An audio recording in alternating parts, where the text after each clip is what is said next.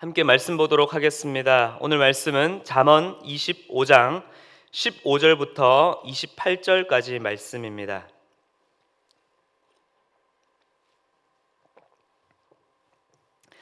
잠언 25장 15절부터 28절까지 말씀을 제가 봉독하도록 하겠습니다. 오래 참으면 관원도 설득할 수 있나니 부드러운 혀는 뼈를 깎느니라. 너는 꿀을 보거든 조카리만큼 먹으라. 과식함으로 토할까 두려우니라.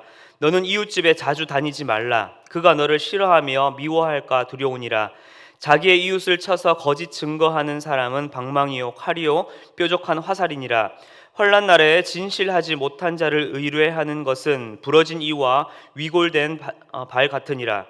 마음이 상한 자에게 노래하는 것은 추운 날에 옷을 벗음 같고 소다 위에 식초를 부음 같으니라. 내 원수가 배고파하거든 음식을 먹이고 목말라 하거든 물을 마시게 하라. 그리하는 것은 핀 숯을 그의 머리에 놓는 것과 일반이요 여호와께서 내게 갚아 주시리라. 북풍이 비를 일으킴 같이 참소하는 혀는 사람의 얼굴에 분을 일으키느니라. 다투는 여인과 함께 큰 집에서 사는 것보다 움막에서 혼자 사는 것이 나으니라. 먼 땅에서 오는 좋은 기별은 목마른 사람에게 냉수와 같으니라. 의인이 악인 앞에 굴복하는 것은 우물이 흐려짐과 샘이 더러워짐과 같으니라. 꿀을 많이 먹는 것이 좋지 못하고 자기의 영예를 구하는 것이 헛되니라.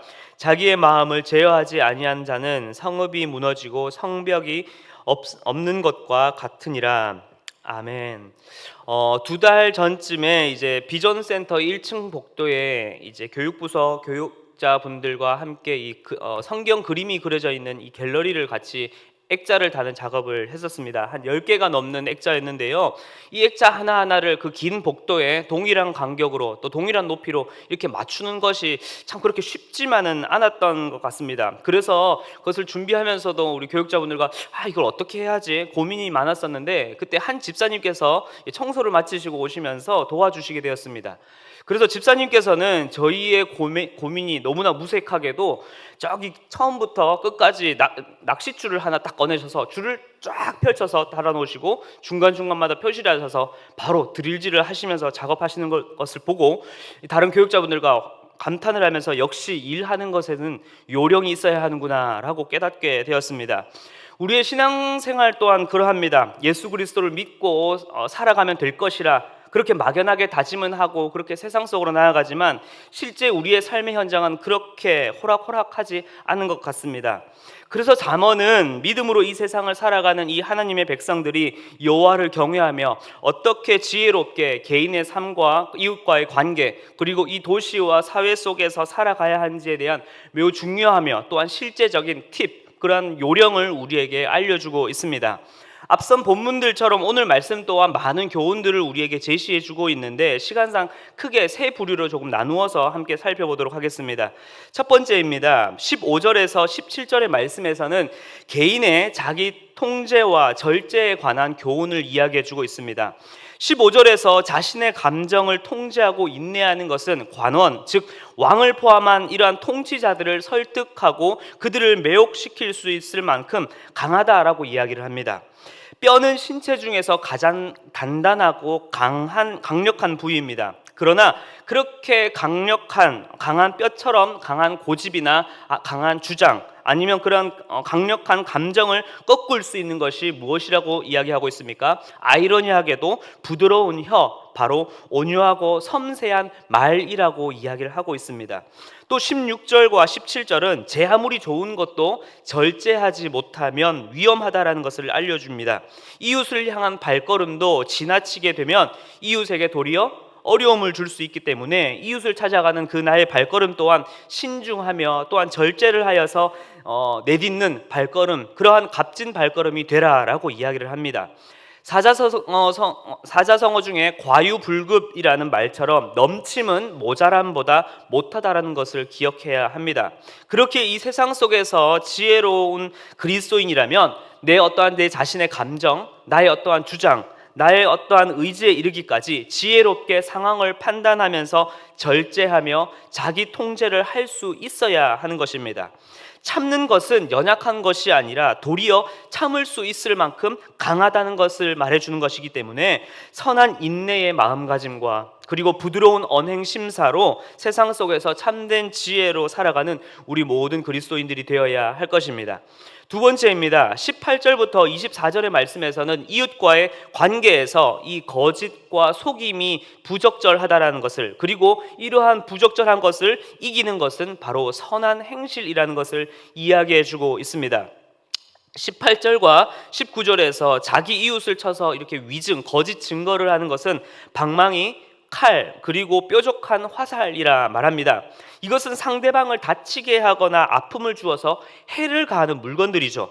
이처럼 거짓과 속임은 이웃을 아프게 하고 상처를 주는 것이라는 것입니다. 나아가 진실하지 못한 자는 곧 부러진 이와 위골된 발이라고 말합니다. 이 말은 있어야 할 것에 이와 발이 있기는 하지만 제 기능을 할 수 없고 도리어 주변에 통증을 유발시키는 것입니다.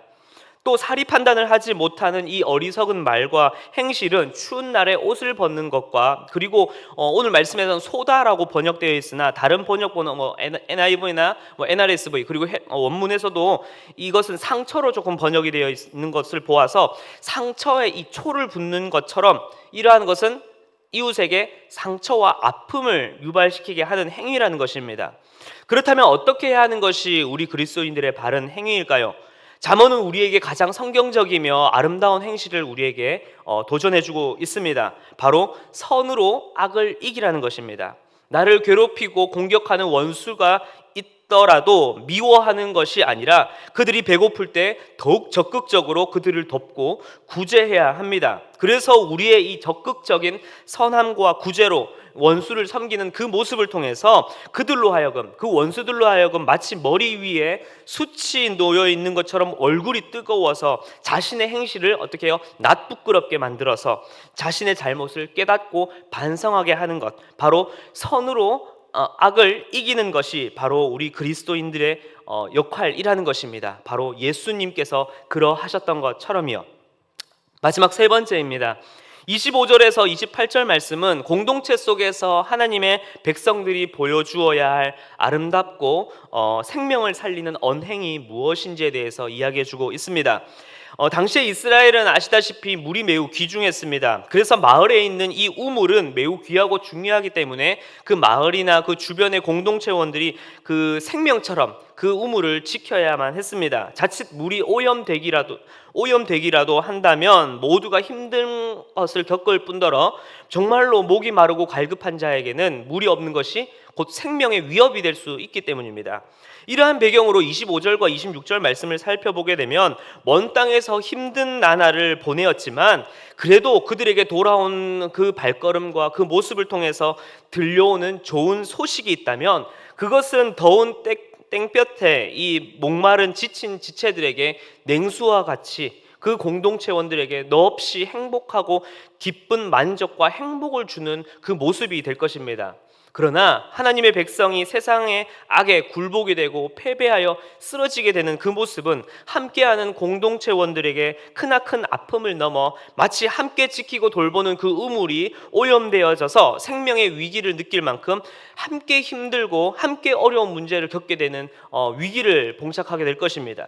그렇기 때문에 우리 각자가 이 세상의 악과 거짓 앞에 좌절하고 쓰러지고 패배하는 것이 아니라 비록 먼 땅에서 마치 여러 삶의 직장과 일터 또한 여러 가지 질병의 문제, 그 외 재정적인 문제, 수많은 문제들과 어려움 속에 치열하게 살다가도 치열하게 그렇게 살아오더라도 우리의 다락에 함께 모였을 때에는 우리의 마을의 모임과 또한 이 예배 자리에 공동체원들과 함께 만났을 때에는 정말로 내가 정말로 힘들었지만 주님께서 나를 인도하셨습니다. 이 어려움이 있었지만 주님 저는 말씀으로 이겨냈습니다. 주님께서 나와 함께 하셨습니다 라고 하는 그러한 기쁨의 소식과 은혜의 간증이 우리 공동체원과 우리 다락과 마을에 흘러 넘쳐야 한다는 것입니다. 그러기 위해서는 당연히 우리 각자가 여호와를 경외함으로 말씀과 기도로 날마다 살도록 힘써야 하는 것이고요.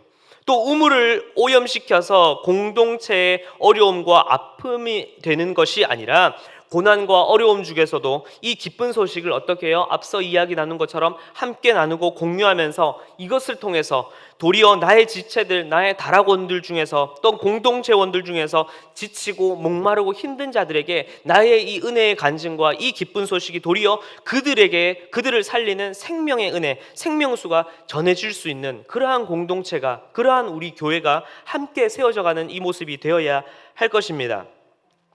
사랑하는 성도 여러분, 믿음으로 세상을 살아가는 것이 때로는 참 쉬운 것만은 아닙니다.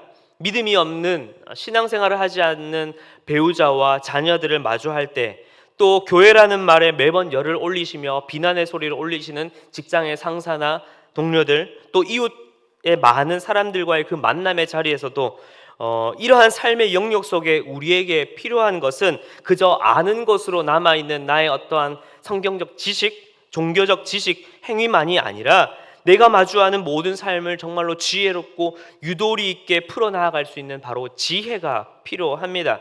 바로 그러한 요령이 필요한 것이죠. 바로 잠언은 그러한 지혜를 오늘 말씀을 통해서 우리에게 제시해주고 있는 것입니다.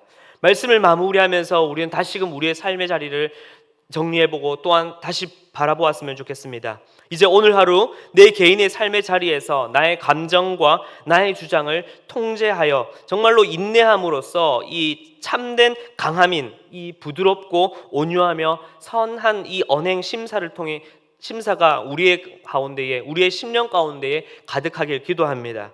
이웃과의 모든 관계 속에서 악과 거짓을 행하여 이웃에게 상처를 주고 아픔을 주는 자가 아니라 원수를 사랑하고 그들에게 더욱더 적극적으로 선행을 베풀어 정말로 선으로 악을 이겨내는 우리 모든 성도님들이 되시길 간절히 기도합니다. 이를 통해서 내가 속한 가정, 직장, 일터, 또한 이 도시 속에서의 모든 그 관계 속에서, 그 공동체 속에서 그리스도의 이 아름다운 덕을 세우고 하나님의 영광을 드러내는 우리 모든 성도님들의 오늘 하루와 또한 주님 오시는 그날이 되길 간절히 기도하겠습니다.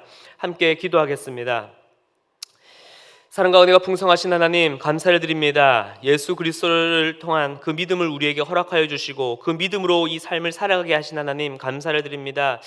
막연하게 이 삶을 믿음으로만 살아가면 되겠지라고 다짐하지만 우리의 삶의 현장을 돌아보고 또한 지난 과거들을 돌아보면 참 지혜가 없고 요령이 없으며 참 힘든 이 세상이라는 것을 다시금 느끼게 됩니다. 주님, 잠언이 우리에게 이 말씀을, 이 지혜를 우리에게 주고 있듯이 주님, 우리가 그저 무작정적인 성경적 지식과 어떠한 율법적 행위로만 이 세상을 살아가려고 하는 것이 아니라 바로 이 잠언이, 하나님의 말씀이 우리에게 알려주고 있는 참된 지혜를 정말로 가지고 여호와를 경외하는 그 삶을 날마다 나의 공동체와 나의 가정과 직장 속에서 나의 삶으로 드러내어 이룰 수 있는 우리의 삶이 될 수 있도록 주여 도와 주시옵소서. 지혜롭게 우리의 감정과 우리의 주장과 의지를 통제할 수 있게 하여 주시고 아름답고 선한 말로 내 이웃을 사랑하며 그들에게 더욱더 아름다운 언행 심사로 섬기는 우리들이 되게 하여 주시며 우리들의 아름다운 그 모습을 통하여 우리 모든 공동체 속에서 그 기쁜 소식으로 서로를 살려주고 서로에게 생명수를 전해줄 수 있는 우리 모든 지체들 또한 우리 모든 은혜의 동산교회 성도들이 될 수 있도록 주여 붙잡아 주시고 함께하여 주시옵소서. 감사를 드리며 살아계신 예수 그리스도의 이름으로 기도드렸습니다. 아멘.